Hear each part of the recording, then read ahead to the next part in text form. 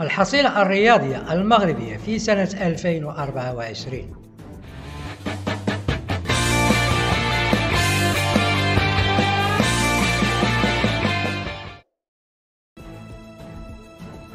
أسدل الستار على سنة 2024 وسط حصيلة رياضية وطنية تأرجحت بين المد والجزر، بعد أن عزفت رياضات فردية وجماعية على وتر التألق في أكبر المحافل القارية والعالمية، وفي وقت لم تخرج رياضات أخرى عن دائرة التواضع على مستوى النتائج، ما يطرح أكثر من علامة استفهام حول الأسباب. ونسلط الضوء من خلال هذا التقرير على أبرز الإنجازات الرياضية الفردية والجماعية مع الإخفاقات التي سجلتها الرياضة المغربية سنة 2024 الأولمبية.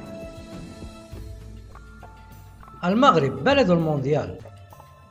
صادق الاتحاد الدولي لكرة القدم فيفا في 11 من دجنبر الجاري وبشكل رسمي على تنظيم المملكة المغربية نهائيات كأس العالم 2030 في ملفها المشترك مع إسبانيا والبرتغال، وهو الملف الذي يحظى بثقة كبيرة من الجهاز الوصي على الكرة العالمية. وتودع الرياضة المغربية وخاصة كرة القدم سنة 2024 لتفتح ذراعيها لسنة جديدة 2025 ستعرف تنظيم المغرب أحداث رياضية كبيرة، أبرزها نهائيات كأس إفريقيا للمنتخبات مع مواصلة العمل على أوراش ضخمة تحضيرا لمونديال 2030. برونزية تاريخية في أولمبياد باريس.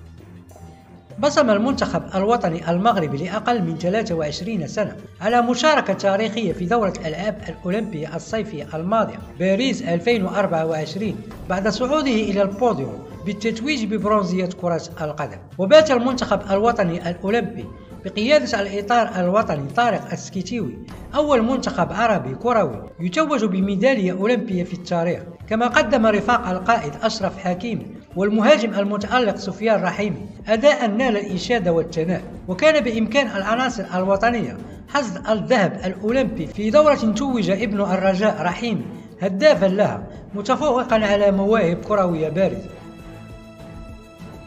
البقالي يحفظ ماء وجه الألعاب. واصل البطل الأولمبي والعالمي سفيان البقالي تألقه سنة 2024 بمنحه المغرب ذهبية 3000 متر موانع في الألعاب الأولمبية الصيفية دورة باريس 2024. وتعد هذه الميدالية الذهبية الأولمبية الثانية للبطل المغربي على التوالي في إنجاز تاريخي سيظل محفوظا في الأذهان بعدما حافظ على ذهبيته التي حققها في أولمبياد طوكيو من النسخة السابقة. وحفظ البقالي ابن العاصمة العلمية فاس ماء وجه الألعاب المغربية في هذه الدورة الأولمبية، حيث خرج باقي المشاركين بخفي حنين. ومن جهته أنهى الفريق الوطني المغربي منافسات البطولة العربية للألعاب القوى لأقل من 23 سنة بمصر برصيد 32 ميدالية، 16 ذهبية و11 فضية و5 برونزيات. وعلى المنوال نفسه سار المنتخب المغربي لأقل من 18 سنة بتصدر سبورة ميداليات البطولة العربية لألعاب القوى للناشئين والناشئات بمدينة الطائف بالمملكة العربية السعودية بفوزه ب31 ميدالية، منها 10 ذهبيات و13 فضية و8 برونزيات.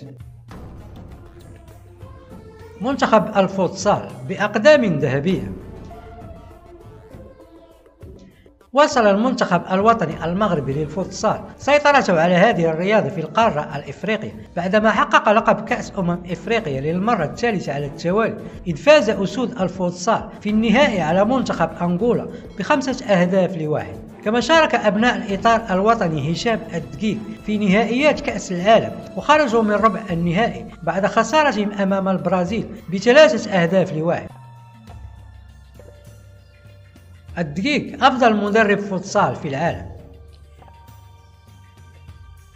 في إنجاز غير مسبوق للرياضة المغربي توج الإطار الوطني هشام الدقيق بلقب أفضل مدرب فوتسال في العالم لعام 2023 وفقا لاستفتاء أجراه موقع فوتسال بلانيت المتخصص في هذه الرياضة. ويأتي هذا التكريم العالمي ليسلط الضوء على المسيرة الحافلة للدقيق مع المنتخب المغربي للفوتسال. فقد نجح ابن القنيطرة في قيادة أسود الفوتسال إلى سلسلة من الإنجازات اللافتة، أبرزها الظفر ب3 ألقاب في بطولة إفريقيا، وإحراز كأس العرب 3 مرات، بالإضافة إلى الوصول إلى الدور ربع النهائي لمونديال ليتوانيا، فضلا عن إحرازه لقب كأس القارات.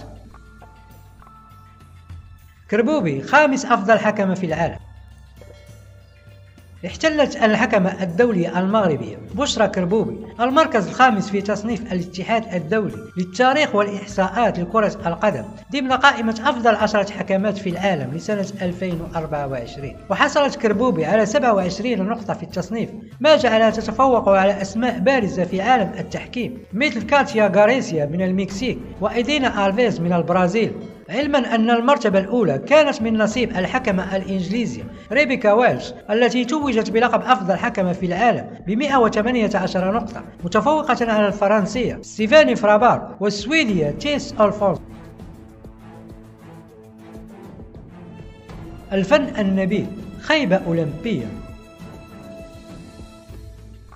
حصدت الملاكمة المغربية واحدة من بين أسوأ نتائجها على مر التاريخ في الأولمبياد بعد المشاركة الفاشلة في دورة الألعاب الأولمبية بباريس ب3 ملاكمات خرجن بخفي حنين في غياب للذكور الذين فشلوا مبكرا في انتزاع بطاقة التأهل، وهي حصيلة تؤكد حجم المشاكل التي يعانيها الفن النبيل الوطني. وشارك المغرب في أولمبياد باريس 2024 ب3 ملاكمات، ويتعلق الأمر بكل من خديجة المرضي في وزن أقل من 75 كيلوغرام، ووداد برطال في وزن أقل من 54 كيلوغرام، وياسمين متقي في وزن أقل من 50 كيلوغرام، غير أن البطلات الثلاث لم ينجحن في الصعود إلى البوديوم. كما يعتبر غياب المغرب عن ملاكمة الذكور في أولمبياد مهزلة بكل المقاييس، إذ فشل كل الملاكمين في التأهل، ما يؤكد حجم المشاكل التي يتخبط فيها الفن النبيل المغربي الذي سبق أن أهدى المغرب 4 ميداليات أولمبية من قبل.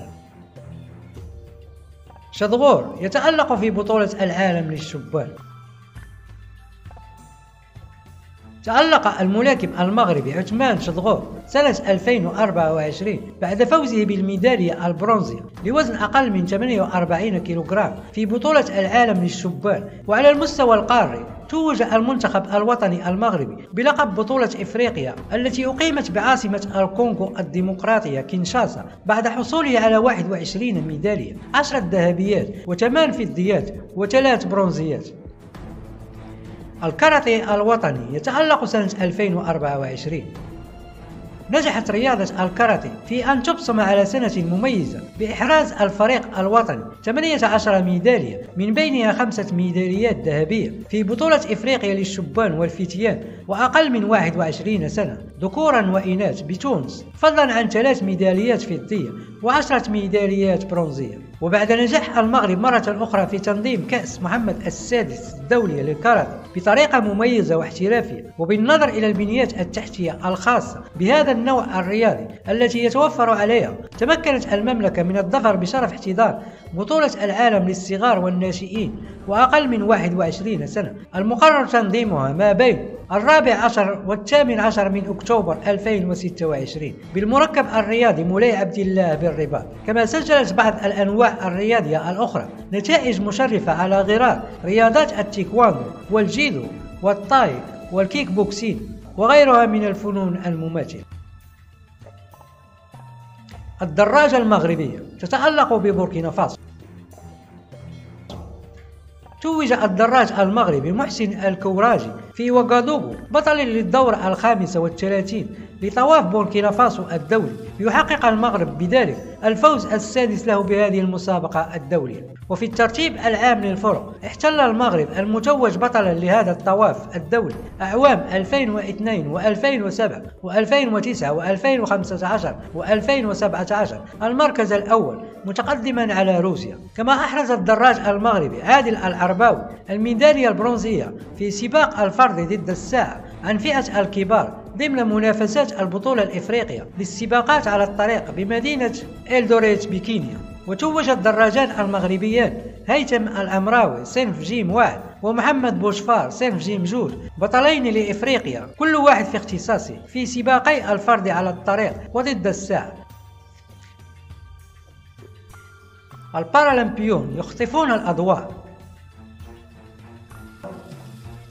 خطف الرياضيون البارالمبيون المغاربة الأضواء في العاصمة الفرنسية باريس بعد توقيعهم على مشاركات متميزة وتاريخية في الدورة 17 للألعاب البارالمبية الصيف الماضي. وحصد المغرب 15 ميدالية وهو إنجاز غير مسبوق في تاريخ المشاركة المغربية، منها 3 ذهبيات و6 فضيات و6 برونزيات. وتعتبر المشاركة المغربية في دورة الألعاب البارالمترية بباريس الأفضل للمملكة بعد الفوز ب7 ميداليات في دورتي 2008 ببكين و2016 بريو دي جانيرو و11 ميدالية في دورة طوكيو.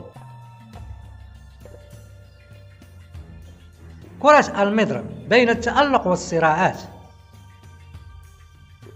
حافظت رياضة كرة المضرب على مكانتها ضمن المجموعة الثانية للمنطقة الأورو إفريقيا لكأس ديفيز مع تألق لاعبات مغربيات من الجيل الجديد في العديد من التظاهرات، على غرار ملاك العلامي الفائزة بلقب منافسات الزوجي في بطولة أمريكا المفتوحة للشباب، وآية العوني وياسمين القباش وغيرهن. في حين تواصل الصراع بين جامعة التنس والبطل الواعد رضا بناني الذي حقق نتائج كبيرة سنة 2024 في بطولات عالمية من قمة ويمبلدون للشبان، وفاز على مواطنه إليوت بنشتريش في ثمن نهائي بطولة الدار البيضاء للتنس دون أن يحظى بأي دعم من الجامعة الملكية لرياضة التنس. ثنائية تاريخية للرجاء دون هزيمة. ستظل سنة 2024 موسومة في ذاكرة عشاق وجماهير نادي الرجاء الرياضي بعد أن توج النسور الخضر بثنائية الدوري الاحترافي وكأس العرش دون هزيمة في إنجاز غير مسبوق. عقدة الكاف تلازم أسود الأطلس. لم يكن أكبر المتشائمين يتوقع توقف رحلة المنتخب الوطني المغربي الأول عند محطة دور الثمن بعد الهزيمة القاسية أمام جنوب إفريقيا ب2 دون مقابل مطلع سنة 2024، خاصة بعد التألق اللافت لأبناء الناخب الوطني وليد الركراكي في مونديال قطر 2022. وأكد الخروج المبكر للمنتخب الوطني من كان كوت ديفوار العقدة المغربية مع هذا الكأس الإفريقي التي توج بها أسود الأطلس مرة واحدة سنة 1976. ومع نهاية سنة 2024 تتطلع الرياضة المغربي للحفاظ على المكتسبات وإصلاح مجموعة من الهفوات في جامعات رياضية تسبح عكس التيار في وقت رفعت المملكة سقف الطموح عاليا.